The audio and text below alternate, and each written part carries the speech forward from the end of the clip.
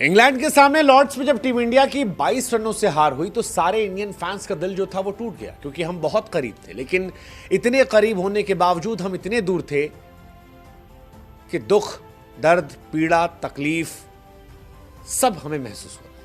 अभी भी 24 घंटे बाद भी इंडियन क्रिकेट फैंस जो हैं इस बात को डाइजेस्ट नहीं कर पा रहे कि हम हारे कैसे, इतनी बुरी हार कैसे हो सकती है और क्यों हारे। ये मैच तो हमारे कंट्रोल में था। जिस तरह से इंडिया ने वापसी की थी, जितना छोटा स्कोर इंडिया को मिला था, ये तो आसानी से चेज होना चाहिए था। और अगर हारे तो जिम्मेदार कौन है? वेल, हार वैसे तो पूरी टीम की हार होती है, लेकिन फिर भी खराब परफॉर्मेंस में अगर आपको 5 नगीने खोजने होंगे तो हमारे हिसाब से 5 नगीनों में से सबसे पहला नगीना मैं जायसवाल साहब को लूंगा। जायसवाल साहब को इसलिए लूंगा क्योंकि इस टेस्ट मैच को उन्होंने बहुत ही कैजुअली खेला। He is a very good player, he is one of my favourite player. लेकिन इस टेस्ट मैच में वो जोफ्रा आर्चर के सामने बहुत बेबस कमज़ोर नजर आए।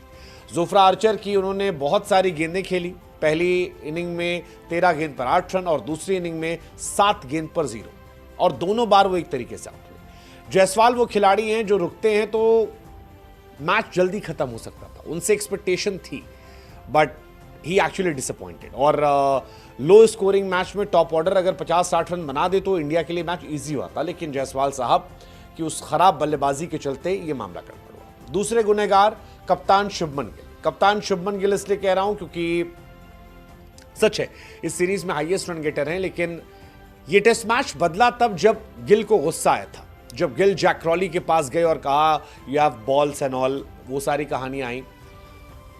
उसके बाद एक चर्चा शुरू हुई थी कि क्या गिल का एग्रेशन विराट कोहली जैसा है या ओवरऑल पर्सनालिटी विराट कोहली जैसी आएगी। बिकॉज विराट कोहली साहब ने जब पिछली बार लड़ाई लड़ी थी तब परफॉर्मेंस आती थी। बहुत सारे मैचेस है जहां वो अकेले टीम को एंड तक ले जाते थे, खेलते थे, जिता कर लाते थे, वो जरूरत थी। लेकिन शुभमन गिल एटीट्यूड जबरदस्त आया, बट बैटिंग डिसअपॉइंटिंग थी। अब एक होता है खराब किस्मत होना, एक होता है प्रेशर ले लेना।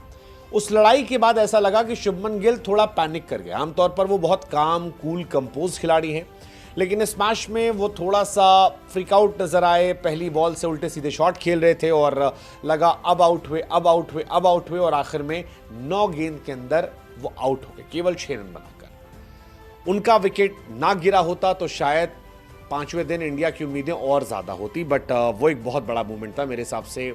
कैप्टन का आउट होना और उस खिलाड़ी का जिसने सबसे ज्यादा रन बनाए हैं, कंधे झुकाने जैसा था। तीसरा reason Karun Nair. I think Karun Nair वो चांस था जो इंडिया ने लिया, लेकिन हिट नहीं हुआ। साई सुदर्शन, करुण